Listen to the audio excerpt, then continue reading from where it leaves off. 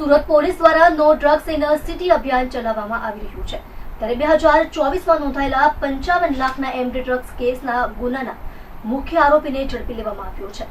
આરોપી દ્વારા ડ્રગ્સનો જથ્થો મંગાવવામાં આવ્યો.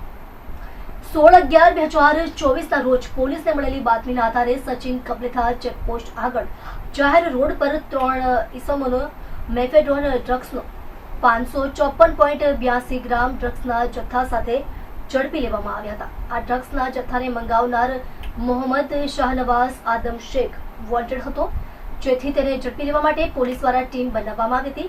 વોન્ટેડ આરોપી ગત રોજ અડાજણ બસ ડેપો આવ્યો હોવાની માહિતી મળતા પોલીસ દ્વારા સ્પેશિયલ વોચ ગોઠવીને મોહમ્મદ શાહનવાઝ ઉર્ફે અબ્દુલ કાલિયા મોહમ્મદ આદમ શેખને ઝડપી પાડ્યો હતો.